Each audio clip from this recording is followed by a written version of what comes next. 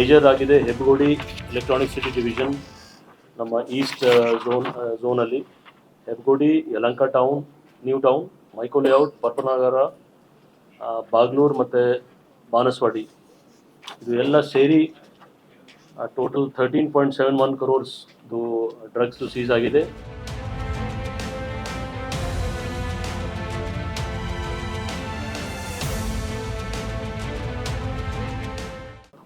ಇದರಲ್ಲಿ 12 kg 91 grams MDMA, 270 grams cocaine, 34 kg 800 grams ಗಾಂಜಾ, 40 grams gold ಕೂಡ, ಯಾಕೆಂದರೆ ಅವ್ರ ಪ್ರಾಪರ್ಟಿ ಅದರಲ್ಲಿ ಸಿಕ್ಕಿದೆ, ಮತ್ತು ಕ್ಯಾಶ್, ಆಮೇಲೆ ಕಾರ್ ಮತ್ತು 2 wheelers ಎಲ್ಲದು ವರ್ತ್ 27.42 crores ಓಪನ್ ಮಾರ್ಕೆಟಲ್ಲಿದೆ.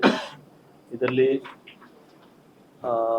ಒಬ್ಬ ಫಾರಿನರ್, ಮತ್ತು 7 ಜನ ಬೇರೆಯವರು, ಇದರಲ್ಲಿ 4 ಜನ ಬೇರೆ ರಾಜ್ಯದವರು ಮತ್ತು 3 ಜನ ಕರ್ನಾಟಕದವರು.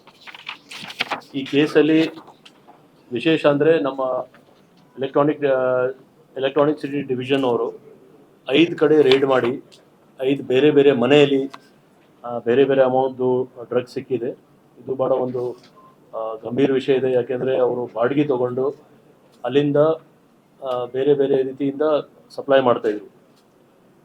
ಸದ್ಯಕ್ಕೆ ಒಬ್ಬ ಆರೋಪಿ ಯಾರು ಜೈಲಲ್ಲಿ ಇದ್ದಾರೆ, ಆ ಜೈಲಲ್ಲಿ ಏನು ಆರೋಪಿ ಇದ್ದಾನ ಫಾರಿನರ್, ಆ ಆರೋಪಿಗೆ ನಾವು ಬ್ಯಾಕ್ ಟ್ರ್ಯಾಕ್ ಮಾಡಿ ಇದು ಎಲ್ಲ ಸಿಕ್ಕಿದೆ. ಇವೊಂದು ಸಹಚರರು ಕೆಲವು ಇನ್ನೂ ಫಾರಿನರ್ಸ್ ಅದ್ರ ಬಗ್ಗೆ ಎಲ್ಲ ಮಾಹಿತಿ ಗೊತ್ತಾಗಿದೆ.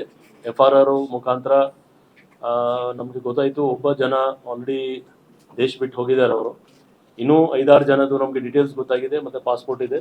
ಅದರ ಬಗ್ಗೆ ನಾವು ಅವ್ರದ್ದು ಕೂಡ ಇಂಟ್ರೋಗೇಷನ್ ಮುಂದೆ ಆಗುತ್ತೆ. ಸೊ ಟೋಟಲ್ ವ್ಯಾಲ್ಯೂ ಈಗ ಸದ್ಯಕ್ಕೆ ಈ ಕೇಸಲ್ಲಿ, ಹೆಬ್ಬಗೋಡಿ ಕೇಸಲ್ಲಿ ಅರೌಂಡ್ 27 crores ಇದೆ.